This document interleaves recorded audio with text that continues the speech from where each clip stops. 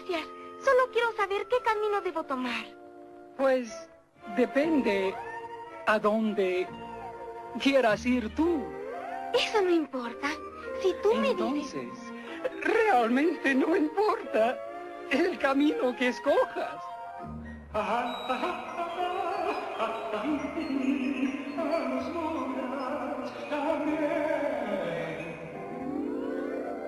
Oh, se me olvidaba. Si de veras quieres saberlo, se fue por ahí. ¿Quién? El conejo blanco. ¿De veras? ¿De veras qué? ¿Que se fue? ¿Quién? El conejo. ¿Cuál conejo? Pero si acabas de decirme que me... ¡Ay, Dios! ¿A que tú no puedes hacer esto? No. Sin embargo, si yo buscara un conejo blanco, le preguntaría al sombrerero loco. ¿Al sombrerero loco? No, mejor no. Oh, ahí está la liebre por este lado. Gracias. Creo que iré a visitarla. Puedes ir, aunque te advierto que también está loca. Pero yo con locos no quiero tener ningún trato. Oh, eso no lo puedes evitar. Aquí casi todos están locos. Dios mío, más vale ser amable con esta gente, porque todos parecen estar locos. Tu ets perfecta? No ho sé. I tu? Pues clar que sí. I tu, que ets perfecta? Però n'hi ha algú perfecte?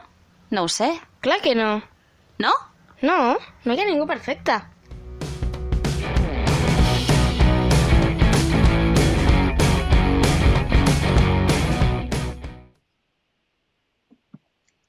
Molt bona tarda a tothom. Benvingudes i benvinguts aquí al Raconet del Món, a on ningú és perfecte, al programa de salut mental comunitària del Prat Ràdio. Sed bienvenidas y bienvenidos al rinconcito del mundo donde nadie es perfecto. Mi nombre es Sandra LB y me acompaña, como es habitual, mi compañera a los mandos de la nave, Miriam Félez Cervera. Bienvenida, Miriam. Hola a todos y todas.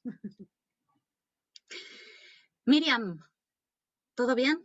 ¿Los mandos bien? Sí, los mandos bien, todo correcto. La nave encauzada. Despega. Bien. Bueno, hoy vamos a hablar de un tema que considero que en este lugar del mundo no conocemos demasiado bien. Y como lugar ya no quiero decir nuestro rinconcito, quiero decir todo lo que es Europa en general. Hablaremos de historias de recuperación en salud mental en un contexto muy concreto hoy. Arrancamos pues. Las Islas Malvinas fueron avistadas por primera vez en el año 1520 por la expedición de Fernando Magallanes al buscar un pasaje hacia el Océano Pacífico. Están formadas por dos grandes islas, Gran Malvina y Soledad, y unos 200 islotes más pequeños. Allí abundan las colinas, el tiempo frío y húmedo, el viento y todo ello no permite el crecimiento de los árboles. Los habitantes de Malvinas se dedican a la ganadería ovina y a la producción de lana principalmente. Colonizada por Francia, Inglaterra, España y Argentina, acabó con el dominio español en 1816 y en 1820 reclamó la soberanía de las islas. Pero en 1833, Gran Bretaña retomó el control de dicho lugar. En 1960, la ONU, la Organización de las Naciones Unidas, invitó a los países coloniales a poner fin al colonialismo y Gran Bretaña en ese momento se comprometió a ello, a descolonizar. Con el tiempo y ante el no cumplimiento inglés, la ONU solicitó a los gobiernos de ambos países, Argentina y Gran Bretaña, a poner fin a la disputa por medio de una negociación. El desacuerdo, no obstante, llevó a un conflicto armado cuando el 2 de abril de 1982 fuerzas argentinas desembarcaron y ocuparon las islas durante 74 días. Pero el 14 de junio, tras ganar la Guerra de las Malvinas, Inglaterra las declaró colonia. El 2 de abril de 1982, 3 días después de la movilización en la Plaza de Mayo, alrededor de 5.000 efectivos del Mando General Mario Benjamín Menéndez desembarcaron en Puerto Stanley, la capital de las Islas Malvinas. Bien, hoy tenemos con nosotros y nosotras a unas personas que conocen bien este contexto, lo conocen en profundidad. Les voy a presentar antes de continuar. Nos acompaña por un lado Helios Quintas, colaborador habitual del programa y cofundador de la asociación 1001. Bienvenido, Helios. Necesitarás reactivarte el audio para poder intervenir.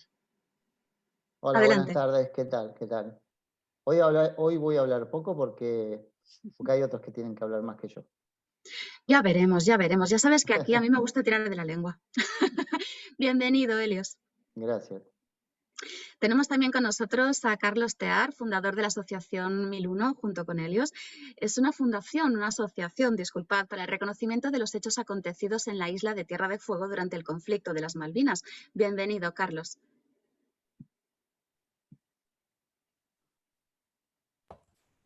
Perdón, disculpen el problemita técnico. Bueno, quiero saludarlos y bueno, agradecer que desde el otro lado, como se dice acá en Argentina, del charco, que es el océano, de poder estar conectado con amigos y personas tan amorosas como ustedes. Gracias por estar aquí. También tenemos con nosotros a Alejandro Álvarez. Disculpad, Alejandro Álvarez Iberti, fotógrafo y artista. Adelante, Alejandro. Bienvenido. Bueno, muchas gracias por invitarnos y nada, encantado de estar aquí. Igualmente. Y también a Rocío de la Vara, periodista, fotógrafa y artista. Bienvenida, Rocío. Gracias, un placer estar y formar parte de este equipo y de este proyecto de argentinos. Yo no soy española.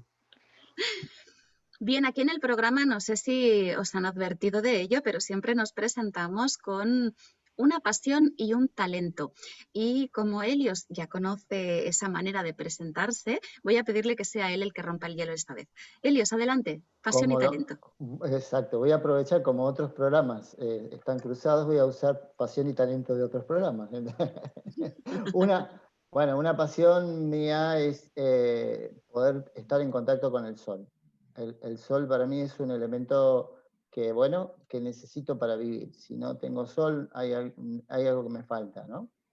Y un talento, hoy me olvidé, voy a contar el talento que cuento siempre de mi perro, que he conseguido peinarle las patas, es muy peludo, y entonces pues, he conseguido peinarle las patas, así que bueno, ese es un talento. Esto lo hago para que sepa Carlos, para que sepan Alejandro y Rocío cómo funciona esto, ¿no? Sí, la verdad es que es un gran talento, no es fácil lo que has hecho, no es fácil. Y es grande, pesa 60 kilos, así que imagínate. Muy bien, muchas gracias. ¿Quién quiere continuar? Carlos, por ejemplo, pasión y talento. Bueno, mi pasión es jugar al hockey sobre césped, en el cual lo he compartido con Alejandro Álvarez, que hemos sido en Argentina compañeros y tuvimos el privilegio de jugar en un mundial máster en Barcelona en el 2018. Y eso, bueno, nada, nos ha hermanado siempre porque los dos hemos sido de alguna manera unos locos de empezar a iniciar como esto del deporte máster en Sudamérica, que todavía no estaba muy desarrollado y ahora sí. Eso es mi pasión. Y la otra pregunta era... Un talento. Bueno, mi talento es ser un desarrollador.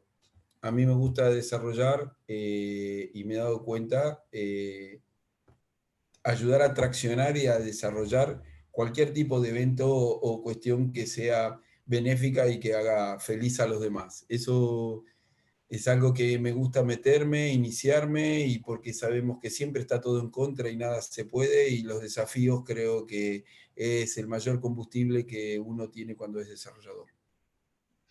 Muy bien, muchísimas gracias, Carlos. Rocío, ¿quieres compartir con nosotros una pasión y un talento? Sí, no mientas, que te conozco. Pues, a ver, vivimos en la zona que vivimos aquí al borde del Mediterráneo, como vosotras, ¿no? Y para mí mi pasión es el mar. Soy más pez que persona. Paso mucho tiempo en el mar, cada vez que puedo me escapo, hago paddle surf, nado, hago de todo. Para mí es una verdadera pasión. Y además aquí el mar color turquesa es una maravilla de estas cosas. Y talento, pues no sé, eso igual tendría que decirlo otros, pero bueno, se me dan bien algunas cosas, ¿no? Relacionadas con mi profesión, pero fuera de todo eso lo que creo es que soy una persona emprendedora y creativa, ¿no? Que a lo mejor se complementaría con Carlos, ¿no? Que se me ocurren un montón de cosas y luego me cuesta ejecutarlas y sobre todo o sea, llevarlas a cabo y ser constante, pero imaginación desbordante. Sí. Muchas gracias, Rocío. Alejandro, adelante. Bueno, mi pasión está dividida en dos. Una es jugar al hockey sobre hierba, que gracias a Dios todavía la edad nos permite seguir haciéndolo. Y la otra es la fotografía. Es algo bueno, que pasó a ser parte de mi vida, desde hace ya 20 años. ¿Y talento? Pues no lo sé. Supongo que jugaré bien a hockey y fotografía más o menos la haré bien. Pero bueno, lo intento todo. Bien, muchas gracias. ¿Puedo decir un talento que lo conozco y es mi amigo? Si él se deja. El talento que tiene es de perder la llave del hotel cada 5 minutos y yo tener que ir a abrirlo. Es verdad. Están por aquí a punto de perderse. Sí, están por ahí en la mesa, pero están por ahí seguramente las pierdo. Soy como los chicos. Le entiendo, yo tengo el talento de dejarme las puestas normalmente, las llaves. ¿De adentro o de afuera? Pero a que siempre aparecen. Depende de si entro o salgo. Muy bien, Miriam, no sé si quieres compartir tú también pasión y talento. Sí. Venga. Sí, yo tengo... Tú has hecho una carrera de autoconocimiento aquí en el programa. Sí, total. Yo no sé ya ni si me repito o no, pero bueno. Yo creo que, mira, el talento no lo voy a repetir, la pasión igual sí. La pasión es rodar por las dunas. Antes hablaba Rocío del mar y ya, para no repetir el mar, diré que el otro elemento de la naturaleza donde soy feliz es las dunas. O sea, yo no sé qué tienen las dunas, que soy feliz en una duna. Y talento, me acabo de acordar, y yo tengo el talento de que me sale la paciencia para desenredar nudos. ¿Sabes? Cuando igual una cadenita se te ha enredado, una cuerda, no. Me quedo con tu WhatsApp para enviarte las cosas. Cortar, no. O sea, pues mira, eso es un talento. Lo pongo como talento. Tal cual. Sí, sino que se lo digan a mi pelo. Yo sí voy a por las tijeras rápido. Bueno, Sandra, no te escaques. Eso mismo, te iba a decir. No puedes, ¿qué te toca? Bueno, pues hoy, venga, voy a decir una pasión que normalmente no digo porque se supone de mí, que es acompañar a mi tribu de pequeños terremotos. Tengo 5 hijos y me encanta acompañarles allá donde se dejen. Y como... Mare de Déu. Es una pasión, eso es una pasión. Sí. Mare de Déu. Es una militancia. Y como talento, pues ahora... Ya está, ser madre. No te debe dar tiempo a ser talentoso. Sí, hay quien dice que sí, tener paciencia para ello también es un talento. Sí, tal cual. Bien, empecemos pues, porque realmente yo tengo la sensación que en este lugar del mundo, no sé si habéis seguido anteriores programas, pero en el último programa que hicimos en radio, que se transmitió online, hablamos del conflicto del Sáhara y descubrimos un poquito qué era una colonia, cómo funcionaba el vivir en un estado colonizado, sobre todo con la esperanza de dejar de ser colonia, es decir, con la promesa de poder dejar de ser colonia algún día. Contadme un poquito cómo fue vuestra historia hasta llegar a participar en un conflicto, porque debieron darse una serie de situaciones políticas en el país que llevaron a la decisión de entrar en dicha casuística, pero vosotros, Carlos, Helios, ¿cómo llegasteis a participar en él? ¿Cuál es el camino en vuestros casos? Carlos. Ok. Nosotros dos nos tocó lo que se llama la conscripción, ¿no? Que es, digamos, cuando te convocan durante un periodo de un año para pasar a lo que es el servicio militar, o sea, lo que tienes que hacer es armarte en pos de defensa de la patria. Estas son las palabras que te dicen, y para ello integras las tres fuerzas que existen, digamos, en el mundo generalmente, que es Fuerza Aérea o todo lo que tiene que ver con los aviones, por otro lado la Marina y todo lo que tiene que ver con los barcos, y el Ejército todo lo que tiene que ver con terrestre. Ahora hay una singularidad que tanto a Edgardo, que es de Mar del Plata, de una ciudad muy cerca de donde yo soy, 170 kilómetros, acá eso es muy cerca, de Tandil, a nosotros nos toca Marina, y dentro de Marina tenés tres opciones: o ser aeronaval, o sea, la Marina tiene una parte, digamos, de aviones, o ser infante de Marina, que es aquellos que caen en la playa, que ustedes han visto en las películas y empiezan los disparos por todos lados, el día D, etc., o lo que se le llama comúnmente barquero o gaviota, que es aquellos que van arriba de los barcos tratando de que toda esa mole inmensa funcione. A nosotros nos toca Infantería de Marina, nos dicen bichos verdes, nos mandan a un lugar que se llama CIFIN, que es Centro de Información y Formación de Infantes de Marina, y para nosotros fue algo muy fuerte y muy duro, porque ¿no? Quiero comentarles que en ese periodo estábamos en un régimen militar, un régimen autoritario, mejor dicho, en la cual no había democracia, y en el gobierno de facto que había, digamos, se había desatado en este país una confrontación ideológica interna muy fuerte, en el cual los militares comandaban, digamos, una serie de situaciones de control y descontrol, entre paréntesis, digamos, del país.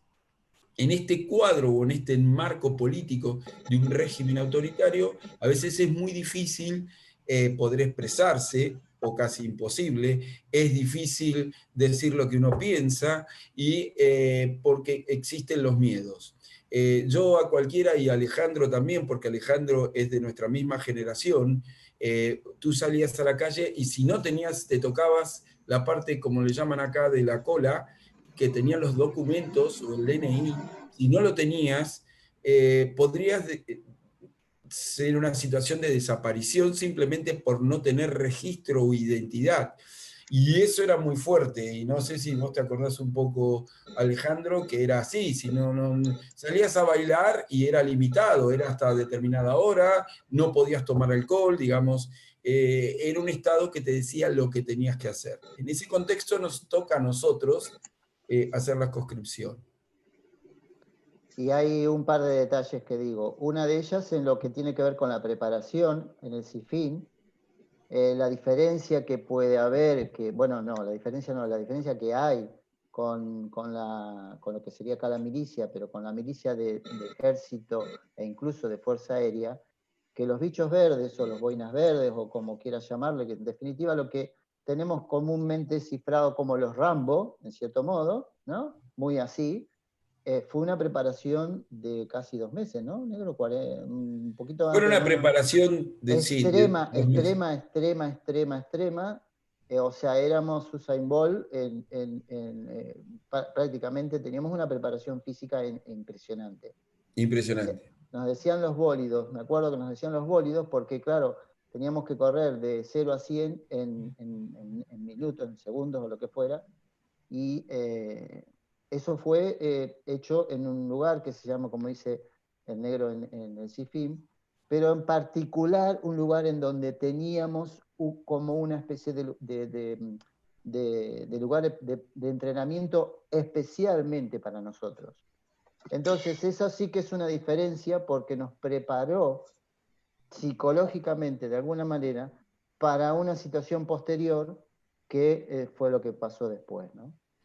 ¿Significa eso que ya había es decir, ya se fraguaba hacía tiempo esa intervención y vosotros sospecháis que por eso tuvisteis también ese tipo de entrenamiento? En parte sí, en parte sí. Por Primero, lo menos obligatoria? la segunda etapa, que cuando ya llegamos al lugar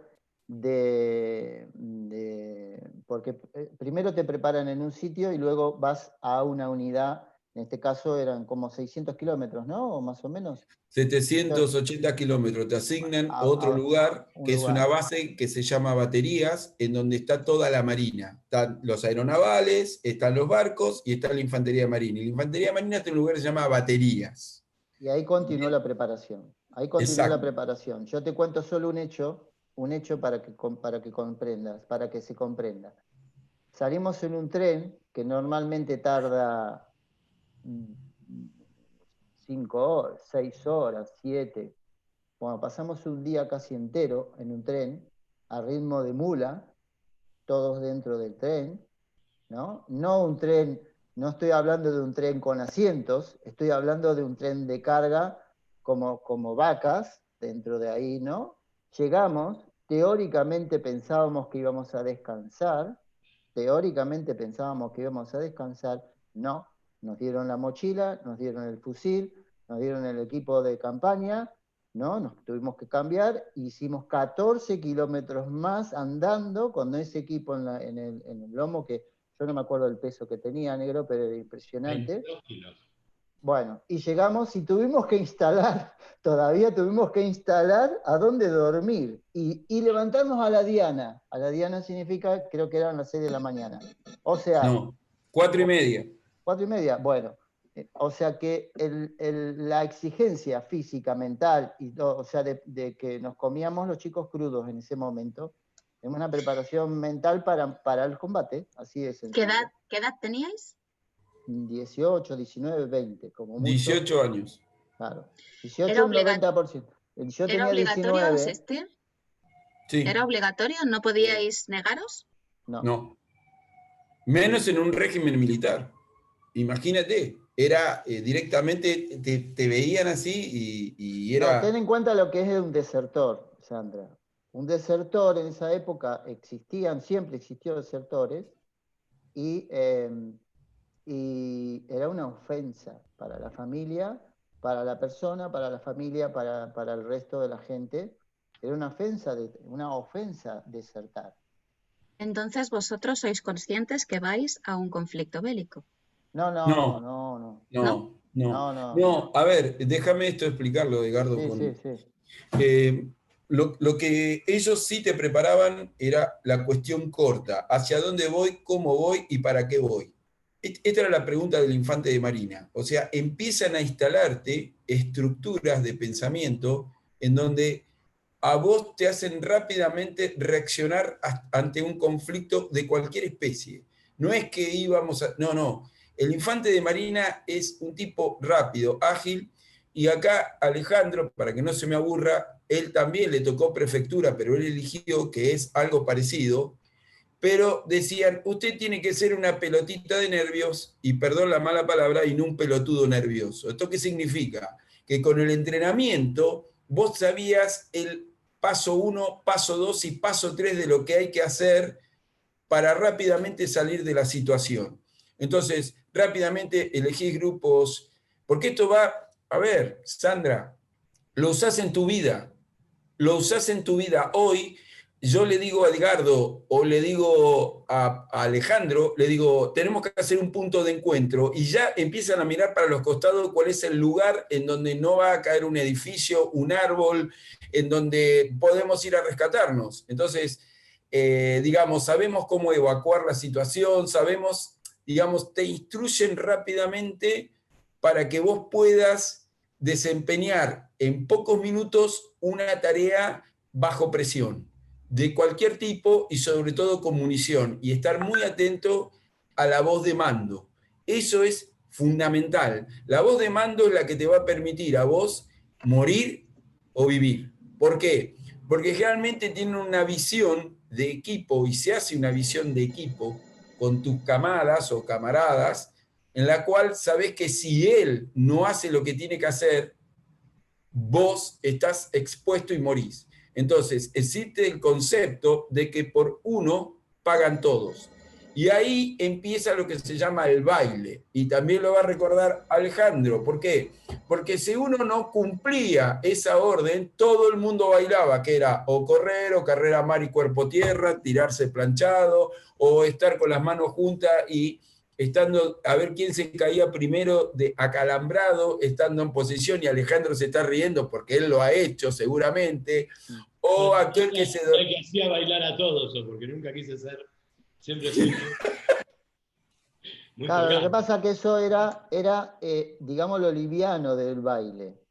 Lo fuerte del baile era cuando nos pasaba, por ejemplo, con las rosetas, ¿no? Las rosetas es una pelotita muy pequeñita, que es como una Voy a especie de buscarla. semilla, es como una especie de semilla, pero todo con pinches, ¿eh? Y nos pasaba que tal vez nos hacían tirar sobre las rosetas, o sea que era una tortura prácticamente, visto desde este lugar y visto desde este ángulo. En ese momento no lo veíamos como una tortura. Exacto, ahí está, eso mismo. Aquí es cardo.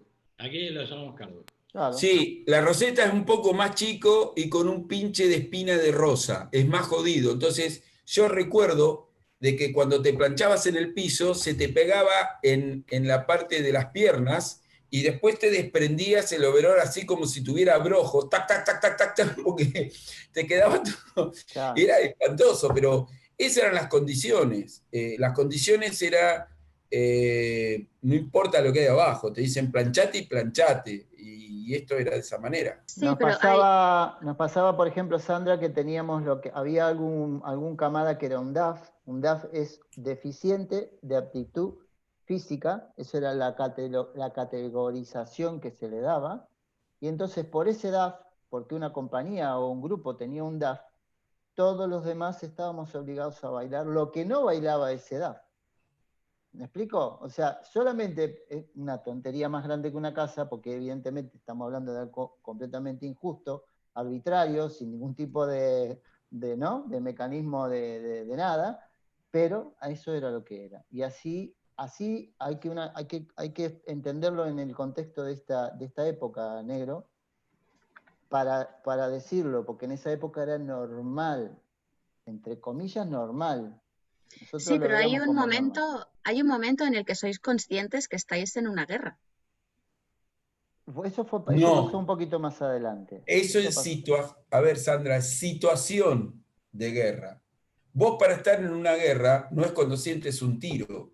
Es en realidad estar en situaciones, estar preparado para saber qué es lo que tenés que hacer. Para eso tenés paso 1, paso 2, paso 3. Entonces te dicen, el milico se arma en 3 minutos. Y cuando te dicen se arma, o sea, el correaje, vos hablabas de cuánto pesaba. Bueno, un fusil pesa 3,6 kilos sin cargador, 4,100 kilos con cargador. Me acuerdo hoy.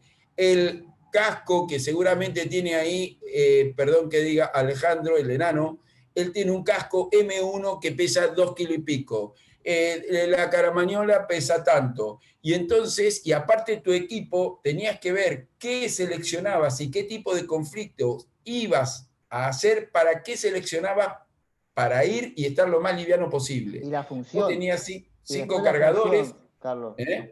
contale la función. Todos teníamos una función. Por ejemplo, Exacto. esto es muy importante que lo sepas. ¿Por qué? Porque dentro de lo que sería la situación de no guerra, todos teníamos una función, ¿no? En la milicia. Claro. Pero, en el caso puntual de nosotros estábamos todos preparados para mañana ir a la guerra. Esa es la situación. En realidad, Edgardo, nos pasó que en mi caso, por ejemplo, yo estaba en vida normal haciendo de mozo en la cabina de oficiales, ¿no? Yo era mozo pero cuando sucedió lo de la guerra, ¿cuánto tardamos? Nada. En un día o dos ya estábamos preparados para ir a combatir. a ver, eso fue muy loco porque Edgardo fue la persona. Yo estaba en una compañía que se llama Compañía Comando. Para que ustedes tengan una idea y la gente sepa de qué se trata, un batallón de tiradores se arma con 3 compañías de tiradores, o sea, 2 de tiradores plenos, ¿sí? 2 compañías, una con armas pesadas, que son morteros, cañones, etcétera, y una compañía que se llama Comando, que es los que tienen los cocineros, los plomeros, los gasistas, los mozos, los ayudantes, los asistentes, digamos, todo lo que va a complementar para que se pueda equipar, desequipar, mover, trasladar, y el tirador solamente tenga que cumplir la función de tirador. Cuando se armó la guerra, o sea, cuando nosotros vimos por primera vez que nuestro segundo comandante se murió, que de repente al otro día 2 compañeros nuestros estaban muertos y a su vez 3 heridos, y empezamos a velarlos, nosotros velamos nuestros propios muertos, que luego que tuvimos que cuidar cuando vinieron los prisioneros que no fueron tomados como tal, que venían de las Islas Georgias, más allá de lo que es Malvinas. Ponele en situación, porque eso es importante, Carlos, que la gente sepa. Bueno. Nosotros vivimos, déjame decir, vivimos el primer muerto y los primeros muertos soldados. O sea, el primer muerto oficial, que es importante marcarlo, porque era de alto una persona, rango. De alto rango, ese era nuestro segundo comandante. Yo le servía café a esa persona todas las mañanas, ¿no? Y después tuvimos los 2 primeros muertos soldados. A esos los recibimos en el aeropuerto, ¿no? Los vimos directamente. O sea, de la situación de no guerra a la situación de guerra pasaron 24, 24 horas. 24 horas, ¿no? Y a las siguientes 48 horas ya estábamos preparándonos para ir a ocupar el sitio que después ocupamos, ¿no? En nuestro caso particular, a Río Grande, digo bien. Pero bien, Edgardo, pero sí. acá quiero poner en situación, porque imagínense que yo estaba, digamos, tenía mi rutina y era que me escapaba a los famosos bailes que se le llaman y todo lo demás, tratás de zafar, yo, nada, estaba entre un tanque de agua y la caldera, por ende agarraba y me iba a la cocina y sacaba algún pollito y lo hacía en la caldera, siempre cosas vivas, y de repente Edgardo viene y dice, tenemos posibilidad de ir, ok, listo, anotame que voy.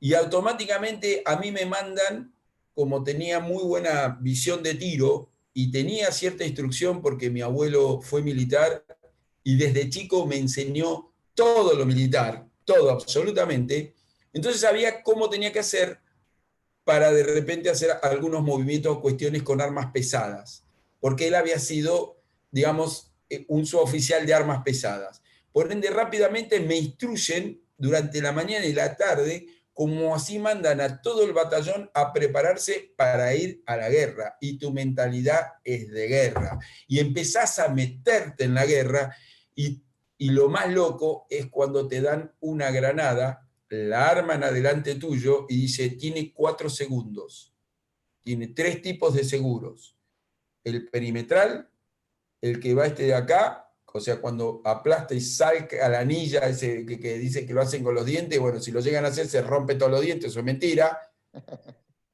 Y el otro es cuando lo suelta, cuando vos lo soltás, salte para arriba y tenés 4 segundos. Entonces, cuando vos te dan eso en la mano, listo, le sacó la primera, la segunda, tírelo, y vos mirás y te empieza a temblar la pera, vos decís, acá morimos todos. Carlos, y déjame decir algo, en versión salud mental, hay un punto que es muy importante decirlo. Cuando se declara la guerra, cuando recuperamos Malvinas, esto lo quiero decir como argentino porque es así, como lo sentimos, cuando recuperamos Malvinas, hay un sentimiento que nos invade a todos, aparte de los discursos. Hay un discurso famoso del que reemplazó a este segundo comandante que se murió en Malvinas, que se sube a las mesas y habla con todos nosotros sobre el significado de lo que había pasado históricamente, ¿no? Porque eso lo tenemos que decir, pues si no parece que solamente fuimos porque éramos mecanismos de una parte, ¿no? Sí que éramos mecanismos de una parte, ¿no? De un mecanismo mayor, pero también nos invadió ese sentimiento de querer defender lo que para nosotros consideramos nuestro, ¿comprende? Entonces, se dieron muchas cosas, y entonces ahí es como que cambió completamente nuestra vida. Nosotros veníamos de una vida, sí, éramos soldados, colimba, etcétera, una milicia dentro de todo, sí, diferente a la de muchos otros porque nosotros estábamos muy preparados físicamente, pero íbamos a llegar, nos faltaba ¿cuánto para la baja, negro? Nos faltaban 3 meses, 4 para la baja. Sí, en julio nos íbamos. Ya nos Julio, íbamos. agosto. Y surge esto de golpe, Entonces nuestra vida cambió completamente y ya no fuimos, porque yo quiero ir, que negro contemos lo que vivimos en Río Grande, porque la guerra la vivimos en Río Grande nosotros. O sea, y en Tierra del Fuego, Sí, pero la historia comienza cuando a vos te empiezan a dar la ropa zona sur, te dan las botas zona sur, empiezan a darte la munición de guerra o combate, empiezan a armarte y vos decís, esto no es joda. Vamos a ofrecer lo único que tenemos, nuestras vidas. Y vamos orgullosos por ello. Por ende, empezás a ponerte en situación de, si entro en combate, y sabemos muy bien, con 100 municiones no vamos a durar más de 15 minutos en pleno combate, por ende tenemos que tener más munición. Y ellos te daban libremente, y me acuerdo que la poníamos acá. A ver, voy a hacer como un zapping. Yo me acuerdo de haber tenido una carta de Edgardo Quintas, que después se la devolví, y él tener una carta mía, y a su vez de otro, Desideri, Quique Desideri, que nosotros decidimos los 3 tener cartas copiadas por si nos moríamos, para que se lo den a nuestros padres. Son pactos por si moríamos. Y testamentos vitales. Exacto. Entonces uno se prepara para la muerte también, y que la muerte no es que es por nada, la muerte es por todo. O sea, para nosotros el significado de ya partir en vuelo para Tierra del Fuego, que es una isla, porque todo el mundo cree que es continente y es una isla. Separada por el Estrecho de Magallanes. Exactamente, es entrar en una situación ambigua, en la cual cuando vos caes, te reúne el cabo y te dice, acá hay una situación doble. ¿Cómo doble? Sí, de este lado están los ingleses y de este lado están los chilenos. Los chilenos van a ser elementos disuasorios para meter comandos ingleses, o bien ellos también lo hacen. Y así fue, a los 2 días, nosotros tuvimos que salir con una alerta rojo, que me acuerdo que nos golpeamos mucho porque era no entender nada y entenderlo todo, ibas al combate.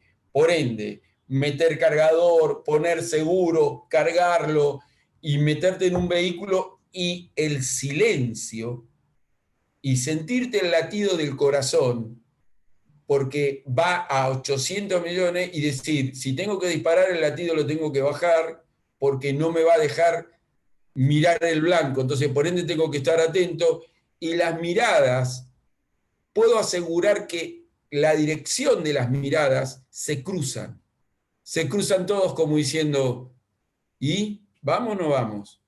¿Qué hacemos? ¿Vas a ser mi camada? ¿Me vas a proteger? Sí, ok. Ahí hay un hecho que lo quiero comentar. Las compañías están divididas y en secciones. Y dentro de las secciones están divididas en pelotones. Esto del pelotón la gente lo va a entender más fácil porque normalmente pelotones son de 5 o de 4, ¿no? Esos 5, esos 4, ese pelotón es la unidad mínima de combate, y es con aquellos con los cuales tenés que tener una relación de ¿cómo decirlo?, prácticamente de pensamiento, de pensar exactamente igual, porque vamos a tener que enfrentarnos a algo que no sabemos cómo va a ser, ¿no? Entonces, en mi caso, yo me tuve que adaptar a un grupo de unos chicos provincianos, eran de Chaco, ¿te acordás, negro? Con los cuales yo durante el proceso anterior no los conocía, pero me tuve que adaptar en 2 días fue que nos tuvimos que adaptar. De hecho, salimos a hacer Pozo de Zorro. Pozo de Zorro son pozos dentro de la tierra. La trinchera. La trinchera, por decirlo así. Y nos conocimos en bruto, en directo, sin ningún tipo de cuestión, ¿no? Bueno, terminamos siendo grandes amigos, porque fueron 70 y pico de días, ¿no? Pero en ese momento, adaptarte no era la misma relación que yo tengo con el negro que nos conocíamos y que cruzamos y todo demás, no, te tienes que preparar con alguien que sabes que dependes de él, la vida tuya, y la vida de él depende de ti, ¿no? En mi caso yo era jefe de pelotón, y entonces mi responsabilidad eran esos 3 chicos, que si yo me mandaba, lo voy a decir en argentino, una cagada, hablando mal y pronto, ellos podían morir. Esa responsabilidad es muy grande para un chico de 18, 19 años, pero eso es lo que pasó, ¿no? Y la responsabilidad mía, como yo era jefe de pieza de AMET, AMET es esas ametralladoras como las de Rambo, que se pone sobre una fuste, un trípode, y necesitas un operador, un apuntador, alguien que abastece, y el jefe de pieza que a mí me da la orden, el cabo, de cuál es la regla de tiro que tiene que hacer, hacia dónde. Entonces, mi mayor preocupación, porque no se olvide que estábamos con 14 grados bajo cero, con 20 grados bajo cero, viviendo ahí adentro, y la preocupación eran 2. Que no nos muriéramos congelados y que tuviéramos calor dentro de esos pozos de zorro, y la otra cosa era que no vinieran los comandos ingleses y nos degollaran. Para todo eso tuvimos que apelar a elementos de sustracción momentánea de algunos artículos como una cuchilla, como elementos adicionales, ejemplo, con una tanza hacer una alerta. Empezamos como a inventar situaciones defensivas, porque en realidad a nosotros nos tocó salir, cuidar un puente, por ejemplo, o ser un pelotón de avanzada en el cual, si la incursión venía desde Chile, nosotros veíamos a los chilenos a 600 metros haciendo ejercicios en las cuales eran distractivos, y nosotros teníamos que pararlos para que en 20 minutos viniera todo el batallón, o sea, 500 tipos a parar absolutamente a todo. Entonces, ese nivel de conciencia, de alerta, durante 37 días, lo tuvimos continuamente, a tal punto que cuando entraron 2 helicópteros del lado chileno, que luego me confirmaron que no eran argentinos, yo me lastimé porque estábamos cubriendo lo que llama tepe, que es un cuadradito de pasto, la posición para que no se viera desde el cielo, desde lo aéreo, como si fuera una lomadita, y de repente vimos 2 helicópteros y sonó la alerta roja, y yo me tiré como pude, pisé mal y empecé a renguear porque se me inflamó el talón de Aquiles, la vaina del talón de Aquiles. Entonces, todo ese tipo de cosas, cuando uno le va pasando, y que de repente tiene que estar en alerta continua y mirando, primero, qué tipo de helicóptero. Si tiene 2 aspas, es un helicóptero que trae o no elementos. Si tiene 5 aspas, puede llegar a tener hasta 30 tipos. Si tiene, entonces, características de tipo de helicóptero, qué es lo que tiene, tipo de disparo, arma corta, arma larga. Perdón, pero es un poco para darle la descripción de todo este aspecto. El resumen no, pero está bien, negro, que lo cuentes, pero el resumen de la situación del grupo de gente que estábamos ahí era la espalda, como está contando, en defensa la espalda en defensa de la frontera, por un lado, y la posibilidad de que nos vinieran y nos atacaran de ahí. Eso por un lado. Por otro lado, teníamos que defender la base aeronaval. Nuestra tarea, una de las tareas principales era defender la base de donde salían los aviones.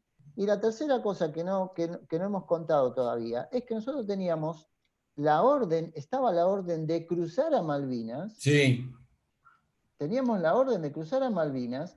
No cruzamos a Malvinas por un barco que fue, bueno, había una cuestión puntual que no se dio en su momento, pero nosotros llegamos a Tierra del Fuego con la idea de que íbamos a cruzar a Malvinas.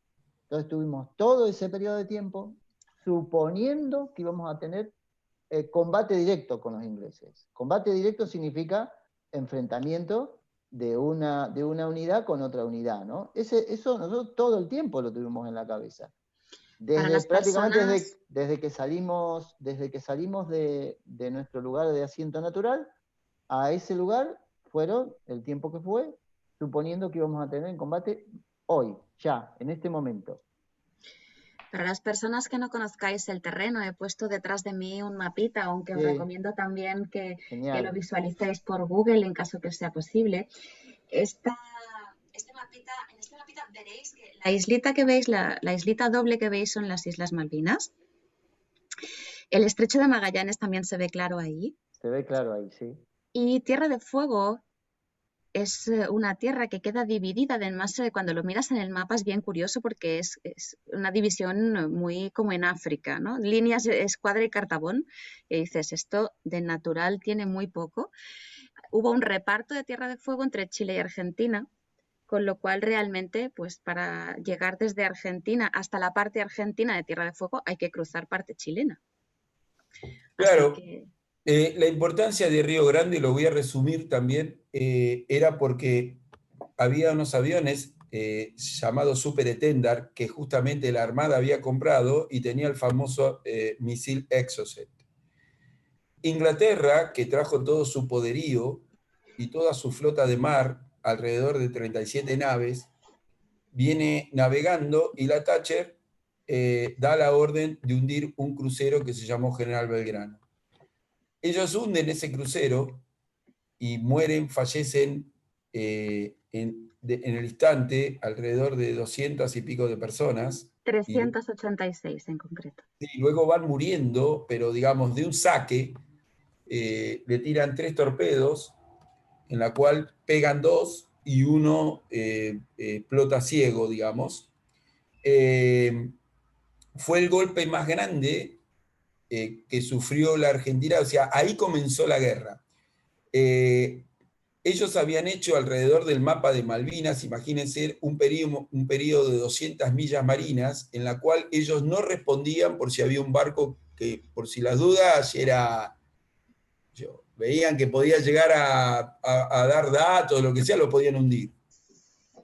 Pero esto queda un poco al sur de Tierra del Fuego, donde hunden al crucero General Belgrano. Donde está la puntita abajo, ahí lo hunden. Bueno, hubo toda una situación de búsqueda y al otro día, estos aviones Super Etendard que salían de Río Grande, que eran aeronavales, le hunden la nave, no sé, creo que era insignia, llamada Sheffield, la más moderna que tenía la flota inglesa. Y eso fue un ataque de locura para ellos. Fue como puede ser que ellos, con aviones de la Guerra de los 6 días, que eran los Mirage, ellos, que de repente sudamericanos, no jueguen de igual y no tuvimos tiempo de ni poder armarnos, ni defendernos, ni tirar lo que se llaman chaff, que son esas cositas de colores para poder desviar los misiles. Por ende, la búsqueda y la desesperación eran busquen y ataquen Río Grande. Por eso es ahí que, como son ellos tan planificados, empiezan a armar una operación llamada Plan DAF, que luego sería Mikado. Plan DAF es parte de una operación de la Mikado, que es la exploración del terreno para darle lugar a que vengan Hércules C-130 y un desembarco sobre la base, tipo Entebbe, no sé si alguien de ustedes, son muy jóvenes. En resumen, negro, iban a por nosotros. A ver, iban a matar absolutamente, la orden era... Eso nos parecía. Ya. Reventar todos los aviones, matar a todos los pilotos y todo lo que se encontrara, y era una misión suicida por un grupo llamado... Y no sucedió, o sea, no fracasó ese plan por el nivel de preparación y de defensa que nosotros, los que estábamos ahí, habíamos logrado. O sea, dentro de la diferencia armamentística entre el Reino Unido y Argentina, había desde el lado nuestro ¿cómo se dice? Una preparación muy grande, no solo por patriotismo y nada más, ¿no? Me refiero, sino que había una muy buena preparación que fue lo que determinó que esto no pasara. Si hubiese pasado, volvemos a lo mismo que dije al principio, es posible que nosotros ahora no estaríamos aquí, ¿no? Bien, de todas maneras, el 15 de junio el jefe de Estado, Galtieri, convoca a la población a la Plaza de Mayo para anunciar la rendición. Y los números son que la guerra termina con la ocupación de los 3 archipiélagos, tanto las Malvinas como Georgia del Sur y Sandwich, la muerte de 649 personas argentinas, 255 británicas y 3 civiles de las islas. El día que supisteis que se había perdido esta guerra, ¿cómo fue? Eso fue uno de los palos más grandes que puedes recibir en la vida. Por 2 motivos. El primer motivo es porque no quieres que se acabe la guerra. O sea, es por lo menos a mí, eso lo que yo quiero contar es que yo no quería que acabara la guerra. Hay una cosa que es importante decirla en el sentimiento, ¿no? Porque si no, hay cosas que no se entienden. A mí me ha pasado con mis propios camadas, incluso con el señor que está acá enfrente, con el señor negro, el señor Carlos Tear, que a mí me costó decirle un día, yo no puedo estar con un inglés, y menos con un inglés que haya combatido en contra de nosotros, ¿no? El sentimiento de defender tu patria es un sentimiento, mira, se me está quebrando la voz, es un sentimiento muy difícil de entender, pero como es donde haces cualquier cosa por ello. Entonces, acabar la guerra significaba que no íbamos a poder conseguir que nuestras Islas Malvinas siguieran siendo nuestras. Y el segundo sentimiento es el sentimiento de haber perdido, ¿no? De todas aquellas cosas que pudimos haber hecho para que esto no pasara. Esto pasó durante muchos años. ¿Qué pasa? Un detalle muy importante. Cuando en cuestión de días, o un mes o 2, volvimos cada uno a nuestras casas. Y en Argentina no se volvió a hablar casi nunca más de Malvinas. O sea, esto desde el punto de vista psicológico, yo en mi caso personal, yo buscaba gente con quien contarle. Yo necesitaba contarle a todos lo que habíamos vivido. Las cuestiones más tontas como las cuestiones más importantes. Las cuestiones más tontas, por ejemplo, cuando íbamos a comer, porque hubo momentos en donde los civiles, las casas, digamos, como nosotros le decíamos los civiles, pero en definitiva que nos invitaban a comer algún poblador del pueblo de Río Grande, ¿no? ¿No? Y elegían muy así, a dedo, se elegía quién podía ir a comer, ¿no? Y nos tenían que preparar psicológicamente e incluso nos daban una instrucción por si nos pileaban los espías ingleses. ¿De acuerdo? Pero Claro, eran los únicos momentos donde teníamos un instante de respiro, de sentir el olor a comida. El olor a comida. O sea, no sé cómo explicarlo lo que es el olor a comida. Bueno, pero cuando yo sentía que orgullosamente había ido a defender la patria y quería contárselo a la gente. Bueno, no pude. No, solo te entendía aquel que había estado en esa situación. Sí, es así. Dale, negro. No, levanté la mano porque por eso hay muchas cosas que por ahí es muy difícil hablar. A pesar de que han pasado, los dos hemos hecho terapia, yo estoy analizado varias veces, y uno se encuentra con algo. Yo una vez le dije, fui a un terapeuta que empecé a ir y el tipo tenía toda la onda y veníamos bien, y un día me dijo, no puedo seguir más con vos. Y yo dije, pero como diciendo, ¿qué pasó? ¿Qué está mal? Agarra, saca una foto de su maletín y él había sido veterano de guerra. Me lloré la vida con él.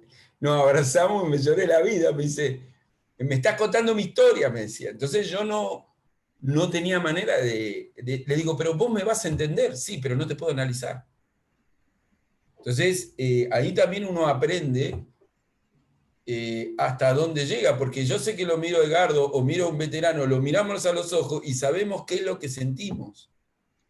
Y uno, como a veces he dicho, no todos los días pierde una guerra. Y uno es responsable. Y cuando uno pierde la guerra, una parte de uno queda en el terreno, queda ahí, no vuelve, y no vuelve más. Y lo peor que puede tener esto es que cuando uno en la vida se lleva tropiezos duros, como un divorcio, como una muerte de alguien querido, uno quiere volver a ponerse el uniforme verde y volver a ese pozo de zorro. Y esto lo digo yo, por mí. Uno quiere volver a los... Carlos, hay compañeros que no han vuelto todavía. Eso lo sabemos y podemos hablar ahora de camadas nuestros. No puedo dar nombres, pero tú sabes a uno de los que me refiero de Mar del Plata, un camada nuestro, que él su vida sigue siendo la misma, en cierto, mentalmente, quiero decir, como si estuviera en el año 82. Su ropa, vive con ropa mimetizada, ¿no? La ropa que usaban los infantes, todo su lenguaje es todo el lenguaje, porque aparte también está el lenguaje.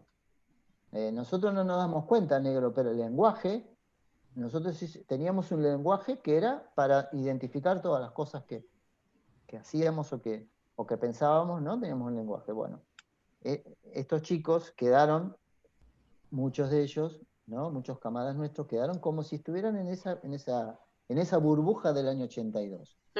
Rocío.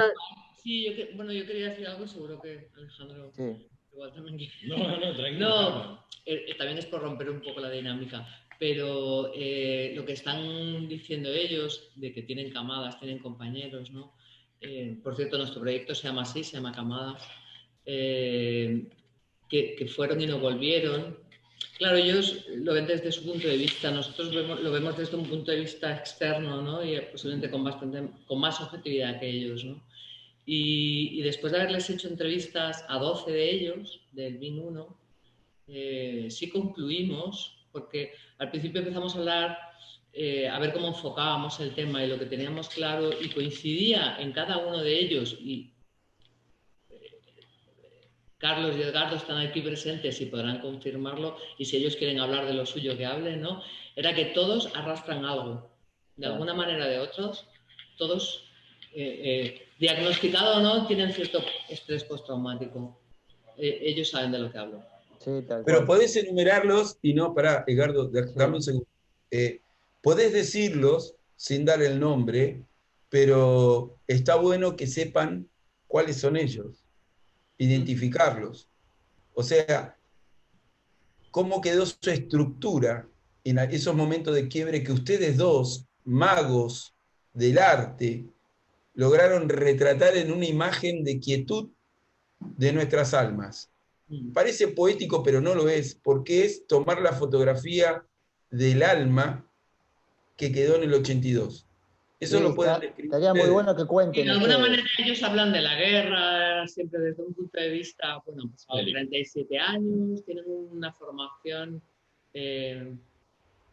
bélica, militar, que nosotros desconocemos. Bueno, tú conoces porque has hecho la mili, ¿no? La conscripción en Argentina se llama así. Yo no he vivido eso y lo ven con bastante más frialdad y cuando te relatan algo seguramente les sirva como coraza, ¿no? Te lo explican de una manera muy técnica. Pero cuando al final de todo nosotros íbamos preguntando, 3 horas de reloj. Pero sí que es verdad que la última media hora conseguíamos llegar ahí, a lo más profundo. A las profundidades. Y señores que tienen ya casi 58, 60 años y que no se lo han contado nunca a nadie, aunque parezca mentira. Bueno, a lo mejor Carlos es más hablador, ¿no? Pero muchos de ellos no han hablado nunca de esto con nadie, ¿no? Han hablado de los detalles de guerra, pero no de lo que les duele en el corazón, ¿no? Y acaban llorando y contándonos el trauma que acarrean desde hace un montón de años y que sigue acompañándoles toda la vida, ¿no? Y entonces nosotros vimos que ahí estaba el medio de la cuestión, es decir, si ellos querían, o lo que queremos nosotros es ayudarles a conseguir esa veteranía de guerra, perdón, estos señores tienen un sentimiento patriótico que en España no existe ni de lejos y que han estado dispuestos a irse a donde fuera que les llevara aquel avión, a dar su vida por Argentina. Si eso no es un veterano de guerra, que venga Dios y lo vea, ¿no? Hay un detalle que tú cuentas, Rocío, ¿Verdad? que se Yo lo no doy tengo... mi vida por España, perdón. Claro, No. claro. Hay un detalle que sería interesante que lo tengan, lo consideren, lo tengan en cuenta. Nosotros estuvimos, la mayoría negro, la mayoría, más de 30 años sin hablar de Malvinas. En mi caso personal, estuve más de 30 años sin hablar del tema. O sea, cada vez que salía el tema, porque alguien te lo menciona, o porque surge la cuestión, o por lo que fuera, evitarlo. No, no voy a hablar de eso, no quiero hablar de eso, no quiero hablar. O sea, como un fantasma dentro de uno que solo podíamos desatar con el que había vivido conmigo, con nosotros. Entonces, nos llamó mucho la atención después de los 30 años, en las nuevas reuniones que íbamos teniendo, y vos ¿cómo lo vivías? Yo no hablaba nunca, era una constante. ¿Y cómo puede ser? O sea, yo ahora que trabajo en temas de salud mental, ahora lo entiendo, pero en ese momento no lo entendía. ¿Cómo puede ser que uno haga un bloqueo de esta forma tan fuerte de algo que bueno, que se puede contar, pero que es imposible no emocionarse?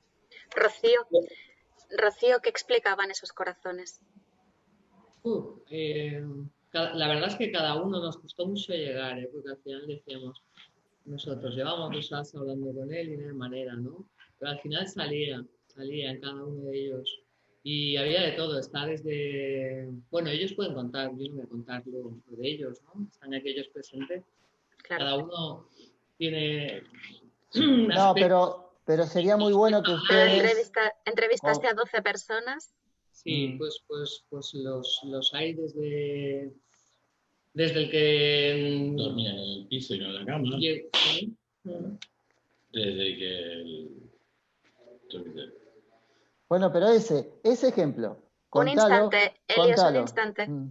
Sí, uno de ellos, por ejemplo, se pasó muchísimos meses durmiendo en el suelo, ¿no? Y con la cama al lado, no podía dormir en la cama, ¿no? O otro de ellos, en cuanto nos contó cómo tuvo que entregarle a la familia las pertenencias, uno de los primeros... Del primer muerto en combate.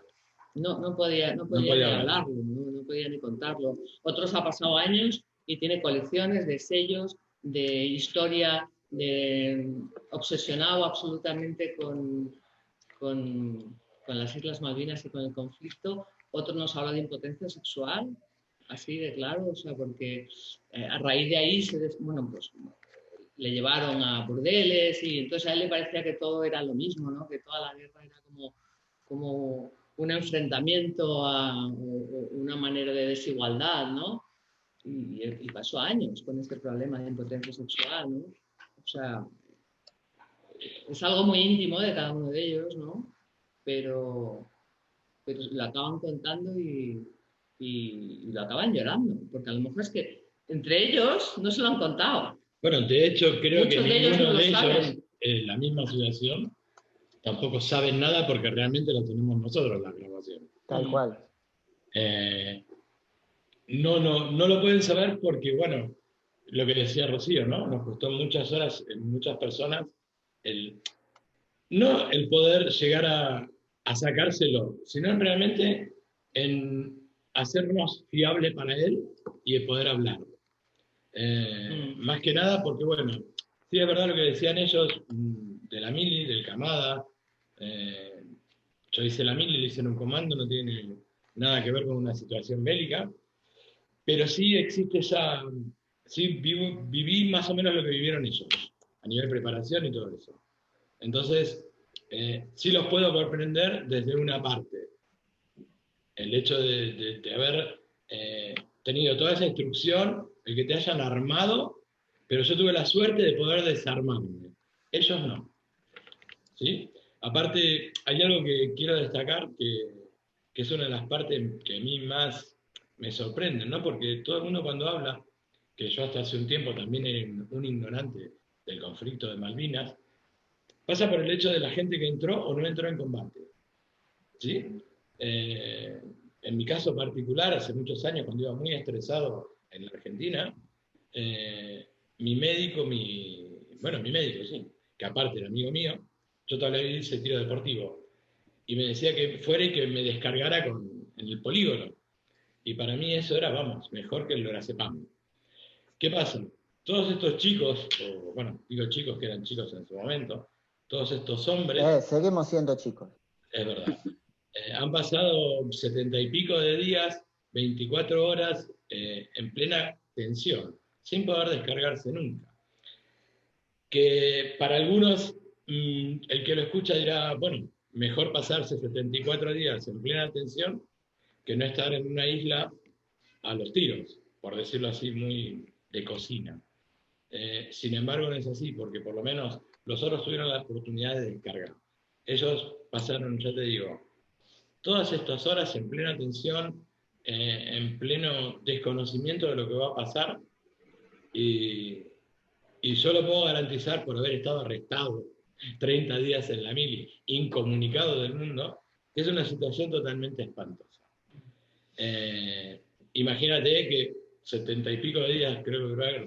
Y a mí me llamó mucho la atención también, después de hablar con todos ellos, es que a cualquiera de ellos que les preguntes, de los 12, seguramente uno no, pero el resto les gustaría haber estado en Malvinas. Sí. O sea, aún viven traumatizados con el hecho de que ellos no fueron. Y además socialmente por eso fueron repudiados. Y les decían, pero vos ¿qué hiciste? Vos no fuiste a Malvinas, ¿no? Es verdad. Y se sienten, han vivido todos estos años con esa congoja y ese sentimiento de inferioridad.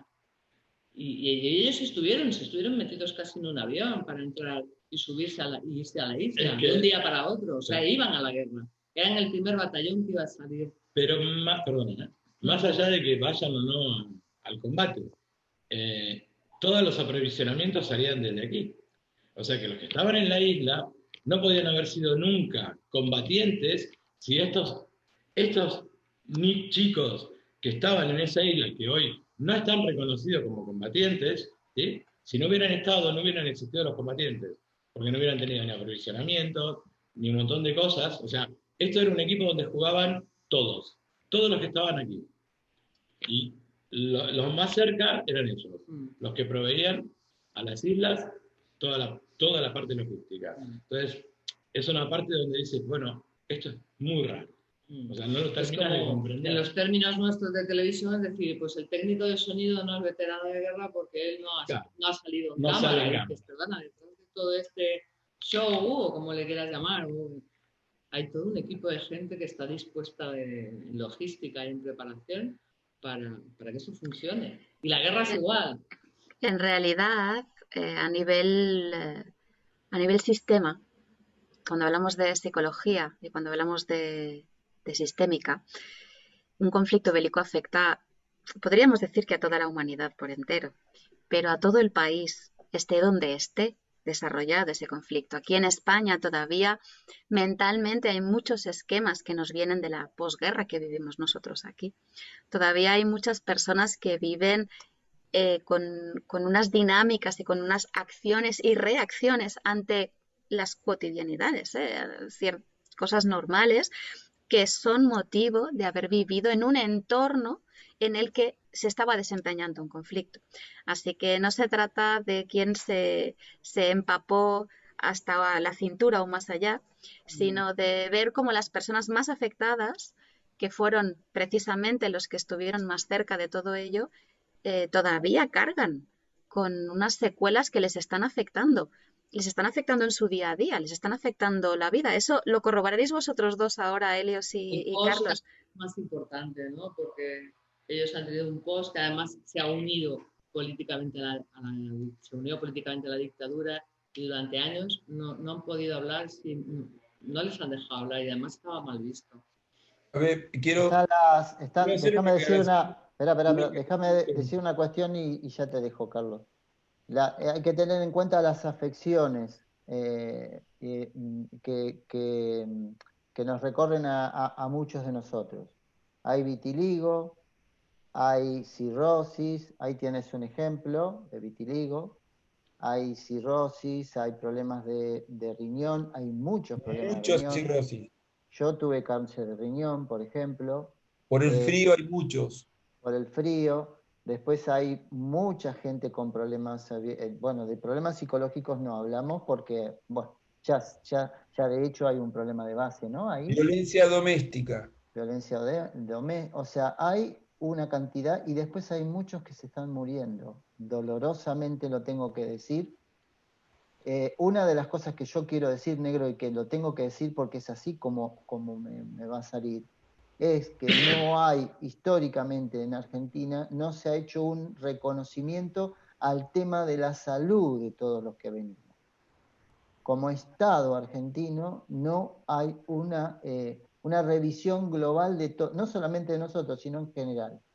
Porque eso hubiese permitido, estoy convencido, de que los porcentajes de afecciones y de dolencias son mucho más grandes en estadística en nosotros que en la población normal. La población Bien, solo sería necesario hacer una prueba de neuroimagen para ver cómo están vuestras amígdalas, por ejemplo, y el tálamo y el hipotálamo. Con eso sería suficiente para una valoración. La amígdala seguro que está inflamada. Me mató eso, pero, a ver, cuando tú pierdes el propio sentido de creerte, y cuando digo de creerte es de, esto lo viví, no lo viví, estoy exagerando, es tan así. Tuvimos que recurrir con Edgardo, con Helios, yo me volví un investigador full, creo que soy una de las personas que más sabe sobre el conflicto en cuanto a lo que se llama la guerra secreta, porque también estudié Gibraltar y la problemática que hubo durante el conflicto, la isla Ascensión, o sea, lugares que todo el mundo creyó que solamente era un ámbito, que era Malvinas, pero en realidad una guerra se desarrolla en todo terreno. Y cuando uno empieza a avanzar, es así que yo me acuerdo que me convertí en un experto y empecé a ir a todos los seminarios. Yo estudié ciencia política, empecé a ir a los seminarios y empecé a abordar el tema decididamente, porque antes era como que lo esquivaba, lo que hablamos con Edgardo. Terminé hablando, porque pedí una audiencia con un embajador inglés en Buenos Aires, y terminé hablando con la persona encargada de defensa destacada en Buenos Aires, británico, ¿ok? Porque por ahí decimos inglés y es británico. Cuando hablo con él, me dice, ¿Spanish or English? English. That's okay. Y ahí se largó con una traductora argentina. Yo me acuerdo, parecía una escena de una película, porque a veces y esto me pasó varias veces, ¿no? Como que parece que hay alguien que está filmando, atrás dice, nah, esto no puede estar ocurriendo. No hay absolutamente nada. Me dice, ¿coffee and tea? Sí. Bueno, te traen una taza de té y solo eso. Ni siquiera azúcar. Y empiezo a hablar con él y me dice, ¿a qué vienes? Porque yo en realidad le quería comentar que iba a ir a Inglaterra, a Londres, a ver veteranos de guerra ingleses y a charlar con ellos por este tema. Y quería darle aviso porque quien fue aquí un ministro de Relaciones Exteriores me dijo, es conveniente, Carlos, que me encontré dentro de uno de estos seminarios, que le avises que vas a hacer lo que vas a hacer a Gran Bretaña y lo hagas a través del embajador, te doy todas las cosas. Y lo hice y me recibieron. Estuve 1 hora 48 minutos hablando, porque lo cronometré, con el encargado de defensa. Y lo primero que hablamos, le digo, la cuestión, y ustedes acá van a decir, ¿qué tendrá que ver? Pero yo tenía que instalar un tema que no sea sospechoso para hablar de otras cosas, que era en realidad las acciones bélicas hechas en Tierra del Fuego. ¿Y por dónde encaré? Por el lado de la salud. Entonces, el lado de la salud nos vamos a poner todos de acuerdo, o no, pero por lo menos va a ser algo que no va a molestar tanto.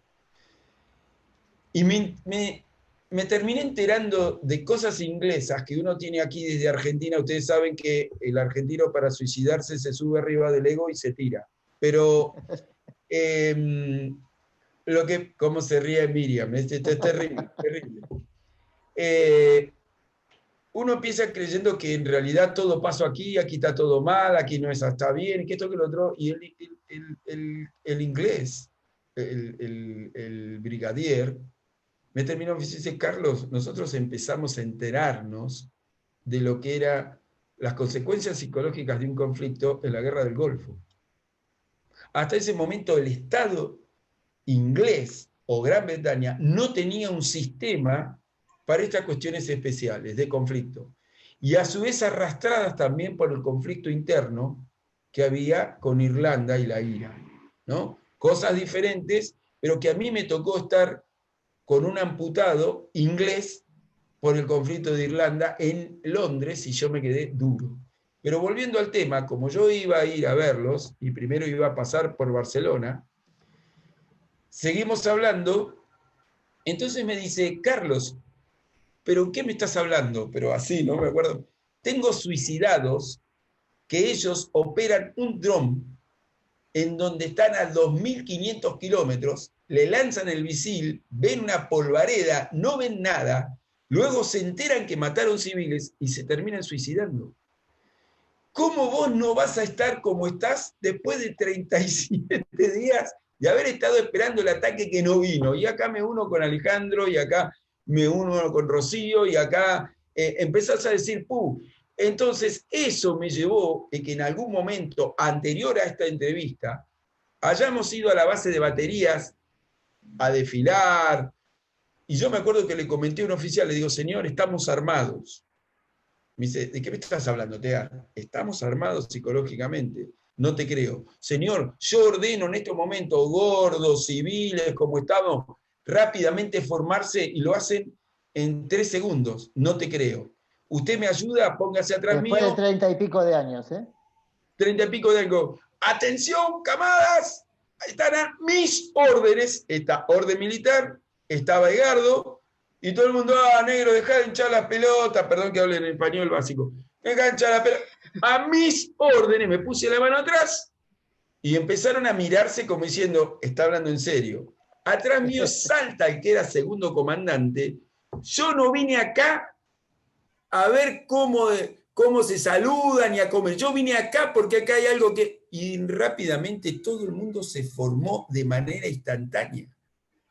Lo miré, me acuerdo que le clavé la mirada y él con ojos azules que tiene me miró como diciendo, la puta madre.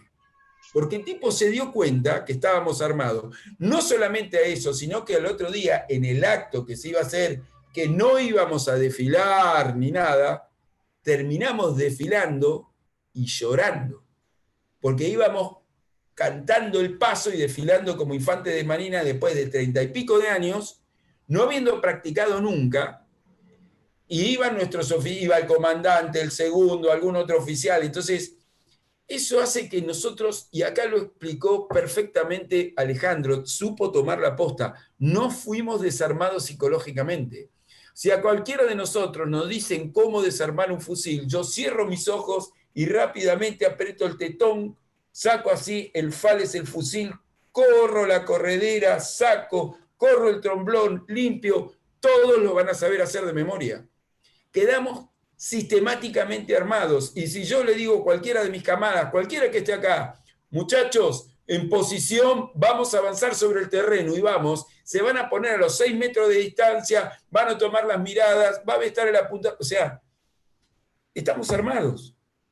Simplemente nos largaron a la civilidad y como muchos, hasta perdidos.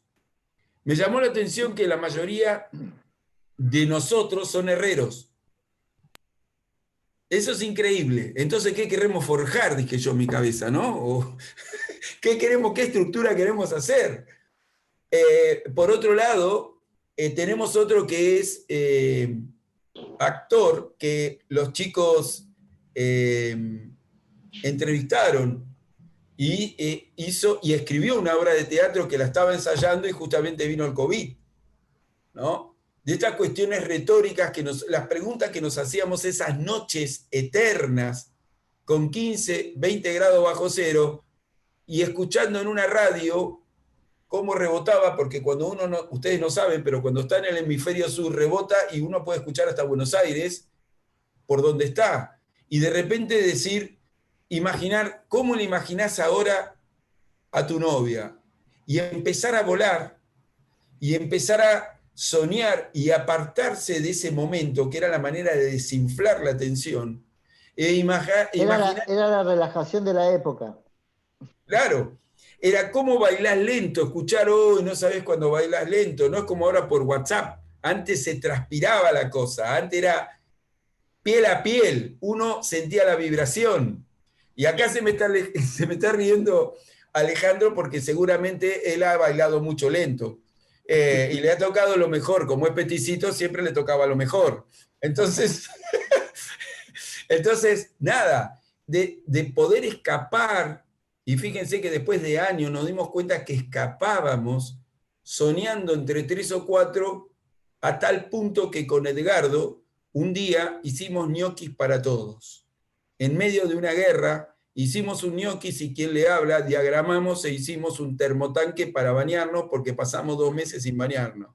Lo de bañarse. Déjame contar lo de bañarse, porque lo de bañarse tiene tela. Lo de bañarse para mí es un detalle de los más importantes. Nos duchábamos en un lugar en donde, por empezar, donde estábamos era en una caballeriza. O sea, ¿no? Donde, bueno, teóricamente hay caballos, ¿no? Ahí, bueno, ahí estábamos nosotros. Y el agua, como estaba hecho, era como si fuera, no sé cómo explicarlo, era un chorro de agua, no había ducha, o sea, era un chorro de agua, no había de ducha ni hablar. Entonces, nos bañábamos y no es que nos secábamos y enseguida nos vestíamos, no, teníamos que cruzar ¿cómo lo explico, negro, esto? Una caballeriza a otra, hacer unos 30, 40 metros con 14 grados bajo cero, después de habernos echado el agua caliente, ¿no? Totalmente desnudos y nos vestíamos del otro lado. O sea, era como una especie de baño sauna, pero a lo bruto. De baño islandés. El baño islandés a lo bruto, ¿no? ¿Cómo no nos morimos de corazón en esas situaciones? Porque el cambio de frío a calor, de calor a frío, tan grande, bueno. Bueno, por lo que sé, hubo amputaciones de extremidades por el frío. Sí. Sí, depende de dónde estabas y cómo era. Yo cuando volví tenía la punta de mis dedos, había varios no sé si llamarle pie de trinchera, pero mis uñas estaban negras, de percudidas, de frío. Y yo me acuerdo cuando volví y mi mamá me saqué la ropa, me acuerdo cuando fui a mi casa y me saqué la ropa y mi mamá me miró los pies y empezó a llorar. Mirá lo que te hicieron, me decía. Era durísimo. Y agarró y se puso a limpiarme los pies. No, esto no puede, porque ella creía que estaban sucios y en realidad los dedos no estaban sucios, habíamos como la percudidos ya estaban. Percudidos, y en los cuellos percudidos, teníamos olor a oveja, porque me acuerdo que agarrábamos la grasa de oveja para no secarnos, se congelaban las orejas. Y aquí también por el continuo moco y te paspabas y era mucho dolor y te lastimabas. Entonces, la crema de cacao, esa que venía como el que se pone para los labios, la crema de cacao, pero que usaba, eso era oro en polvo. Era oro en polvo porque eso nos curaba todo lo que se nos partía. Yo nunca la tuve. Bueno, yo sí la pude, mi familia me mandaba esa cosa. Yo no sé cómo era, pero era lo único que me llegaba. Era lo único que me llegaba. ¿Cómo? Dime, Rocío. Daniel, un compañero de ellos, Hansen creo que se llama apellido, si no recuerdo mal. Él estuvo con hipotermia y con una pierna vendada y a puntito de perderla. Rocío, Alejandro, ¿cuándo saldrá vuestra exposición o la exposición del trabajo que habéis hecho? Estamos en ello aún, ¿eh? Estamos en ello aún, pero bueno, en ello aún por el tema COVID. Un poco la idea también es la exposición y Sí, sí, sí, sí. y hacer un documental. Ujú. Sí. Primero porque, bueno, va a ser la primera exposición eh, sobre el conflicto de Malvinas, que no es fotografía histórica, sino es fotografía artística. Y, y bueno, realmente nos hemos metido demasiado, no, nos hemos metido y nos seguimos metiendo en esto. Y bueno, apuntamos a la exposición. En Barcelona va a estar la exposición, no sé cómo, pero lo vamos a conseguir, ¿eh? La fecha, desde luego, tope es el 40 aniversario, ¿no? Que es el 2 de abril del 22. Este es nuestro Bien. tope. Si podemos hacer Antes. todo antes, mucho mejor. Pero sí que es verdad que habíamos adelantado mucho trabajo y por el problema del COVID nos gustaría ir, hacerles a ellos entrevistas. Claro, porque no hemos ido a Argentina. Todavía no. Claro. Hay un ejemplo para Sandra y para Miriam, no sé si ustedes lo conocen, que es muy cercano, que es lo que pasó con una parte del ejército francés, que estuvo 39 o 37 años sin reconocimiento. Eran combatientes franceses que estuvieron en la guerra de Argelia. Nosotros tuvimos algún contacto en algún momento con ellos. Sería una cosa que pasará en algún momento que podamos conocernos más cercano, de manera más cercana, y ver y vivenciar cómo vivieron ellos. Pero una de las cosas que ellos resolvieron inmediatamente cuando consiguieron el reconocimiento fue la mutualidad. O sea, consiguieron que el gobierno francés hiciera la atención médica, la atención psicológica, la atención de la problemática, porque es el problema más acuciante que tenemos y que hay que enfrentar en una situación como esta, ¿no? ¿Esto es lo que estáis pidiendo desde la Fundación? ¿Desde la Asociación Una de 1001? las cosas, sí. Sí. Entre Bien. otras, pero una es esta. Bien, yo tengo la sensación que hoy hemos dado muchísima información y mucha de ella desconocidísima por gran parte de las personas que nos van a escuchar. Así que os voy a invitar a cerrar, pero no sin antes daros el micrófono, pasaros el micrófono por si queréis añadir o pedir cualquier tipo de demanda. ¿Quién quiere? Yo me gustaría primero agradecer a mi eterno amigo Alejandro Álvarez Liberti. Vas a hacer llorar, ¿eh? Sabés que lloro. Porque Aquí se puede llorar, Alejandro. es un honor que me hace llorar de risa, pero a su vez porque es un compañero de aventura inigualable. Él siempre ha seguido, de alguna manera, cuando aquí jugamos en un club, cuando fuimos a otro lado, cuando fuimos, y desde aquí, cuando fui a jugar allá a España y juntarme con él después de 20 años, en un equipo con una camiseta argentina, y en ese mundial a mí me tocó jugar contra unos de los que armó Galés el helicóptero que desembarcó en Tierra del Fuego. ¿Ustedes saben lo que es eso? Me tocó eso.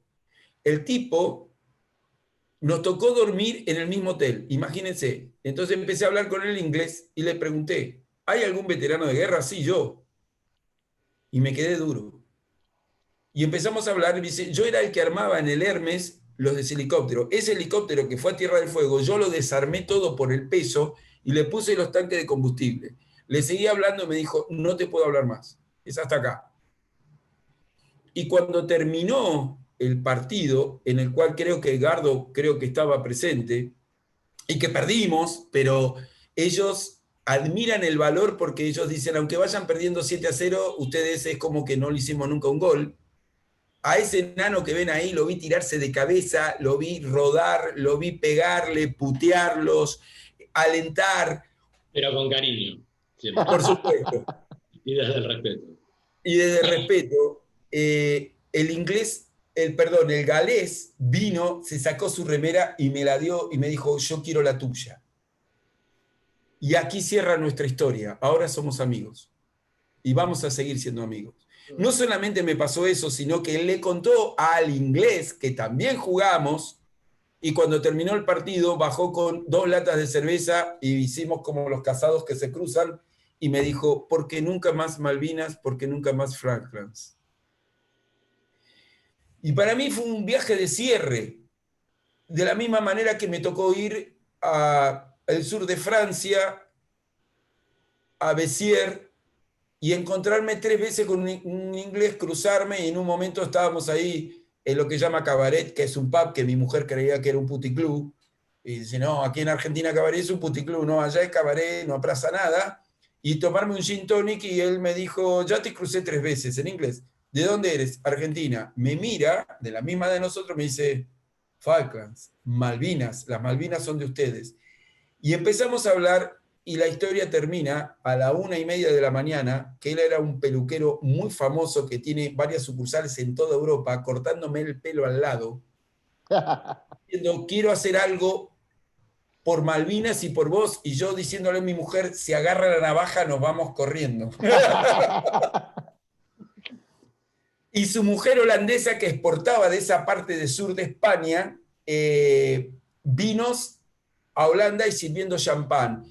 Y luego encontrándome como un primo del mismo apellido en Londres y diciéndome, tienes que venir a mi casa, pero mínimo 6 días. Y diciendo, no lo puedo creer porque era todo tan frío, tan seco, tan esto. O sea, yo fui a Europa la única vez que fui, y fui a cerrar una historia de que en realidad ellos son humanos como nosotros, nos pasa lo mismo que a nosotros, y de repente no es que los quiero, pero es que los entiendo, y que es diferente a odiarlos o a no quererlos. Es entender el porqué y también de cerrar. Y con esto cierro. Nosotros no podemos estar viviendo aún y explicándole a nuestros hijos, a nuestras mujeres, por qué somos veteranos de guerra. Es una injusticia política que la democracia se debe hacia nosotros, porque todos miran a los militares, pero en realidad la democracia no nos reconoce por dejarnos pegados a una situación de conflicto ideológico interno y situación interna de guerra interna, y por eso negar nuestra existencia o nuestra participación. Yo lamento que no podamos tener la mente abierta y no podamos debatir esto y realmente tomar conciencia que fue la última guerra moderna del siglo pasado y la última que se hizo entre 2 países, uno latinoamericano y otro europeo, en donde una de las preguntas que yo vi por ahí dando vueltas era qué opinaba sobre qué pasó con, no era la OTAN en esos momentos, pero era la OTAN, era Estados Unidos, las grandes potencias, pero también estaba la Unión Soviética, Guerra Fría, que era la Thatcher, que era Perú, que era Libia. O sea, el mundo participó de esta guerra, y aquí en nuestro país creen que solamente hay una parte de... Eso es terrible. Terrible porque aparte es como, bueno, como dice la canción, no eres en tu propio, no eres como es profeta en tu propio pueblo, ¿no? En este caso. Es una cosa que no No como que... no es solo en vuestro pueblo. Yo creo que en temas de geopolítica nos hace falta mucha información a muchas personas. De hecho, cuando hablábamos del conflicto con el Sáhara, lo que los periodistas invitados nos decían era, hablad de ello, preguntadles a los que viven ahí, porque hay mucha información que no nos llega, y que cuando nos llega tan modificada que ya no es información, es desinformación. Así que aprovecho para deciros que vamos a dedicar una tertulia online a hablar de también la colonización de las Malvinas.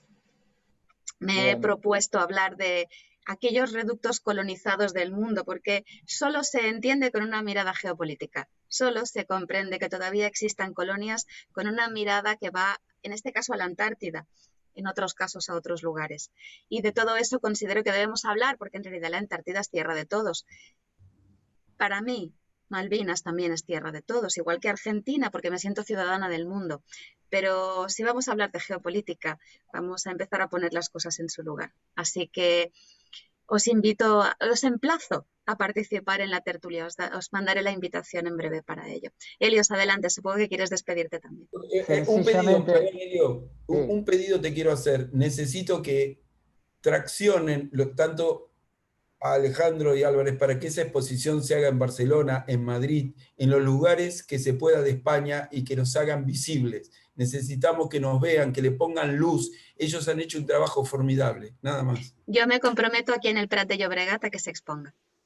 El reconocimiento de lo que nosotros vivimos tiene varias partes. Una parte es la parte histórica. Tiene que figurar todo lo que se vivió, que es secreto de Estado en muchas cosas. Tiene que pasarse a verlo. Lo tiene que saber la gente. Tiene que figurar en los registros, como los registros de cualquier cosa que acontecimientos, ¿no? Los registros oficiales. Eso va a hacer que permita la segunda cuestión, que es que nos reconozcan a nosotros el papel que desempeñamos en ese momento.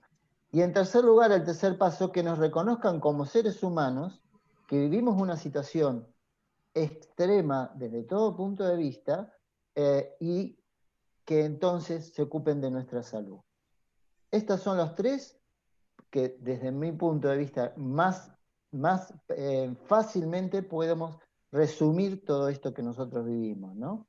Y fabuloso que podamos tener esta oportunidad en otro programa de poder hablar más sobre esta cuestión. Sí, hay que abrir un poquito la mente Sí. a más allá del aquí. Rocío, Alejandro, es vuestro turno si queréis. Mira, saluda, Bueno, que está aquí al lado. Mira el perrito. Bueno, yo un poco más que añadir, ellos son los protagonistas. Yo me conformo con acompañarles en todo ese recorrido, estar a su lado y ayudarles a darle difusión y a que se conozcan los detalles, ¿no? de todo eso. Yo he sido entre ellos acogida y estoy encantada de formar parte casi del BIN 1. Una camada más. Una camada más. Y bueno, encantada de dedicar tiempo, aparte que el tema me resulta apasionante desde el punto de vista también periodístico, ¿no? Y dedicar tiempo y esfuerzo y recursos a una causa que creo que la merece. Bueno, yo tengo que hablar porque si no, no parezco argentino. Tendré que explayarme un poco más. Bueno, no, dos cosas. Primero que gracias, agradecerles a ellos que nos hayan dejado entrar en esta movida. Evidentemente agradecerle a Rocío que se haya apuntado en esta movida. Y a él que me haya invitado. Y yo que les he invitado, pero bueno, eso nada menos. Y algo muy curioso que quería contar, y con esto lo hago muy cortito, tipo argentino descafeinado. Enero recién acaba de decir que para él su viaje a Europa fue un cierre. Y contradictoriamente, aparte de haber pasado muchísimas noches juntos, entre ellas borracheras, y partidos, y alegrías, y tristezas, y un montón de cosas que no se pueden contar, para él fue un cierre y para mí es una apertura. Porque en 30 y pico de años que nos conocemos, la primera vez que hablamos de Malvinas fue por un Zoom, aunque te parezca mentira. Y bueno, espero que esto sirva a nivel, bueno, ahora me emocioné yo. Que sirva para que, bueno, puedan ser reconocidos y nada, echarles una mano en lo que se pueda. Y en parte también creo que para mí es cumplir con eso que no hice, o con lo que no me tocó vivir. Y nada, ya está. Y gracias por abrir sus corazones. ¡Me hace llorar, enano! Sí, y ahí yo. Que así, con cara de malo que tengo, no soy tan malo. Pero bueno. Gracias, Rocío. Gracias, Alejandro. El espacio que nos das y que les das y bueno, poder difundir esto. Miriam, no sé si tienes algo que añadir. Yo me he conmovido muchísimo escuchándoos. Igual que el otro día, hablando del Sáhara, ¿no? Es como me viene ¿Dónde está nuestra responsabilidad? O sea, ¿cómo podemos coger a niños? Porque lo siento, pero con 18 años es un niño. Y bueno, esto que se escucha por aquí es Cleo, mi perra, que muchos ya lo conocéis. Bueno, pues eso, ¿no? Coger niños, prepararlos, o sea, es que os escuchaba y me parece, ¿no? Cuando vosotros decís, estamos armados, o sea, para mí es demasiado eso. Pero ya cuando decís que 30 años después seguís armados, o sea, es como... 37. 37 años después estamos permitiendo esto, ¿no?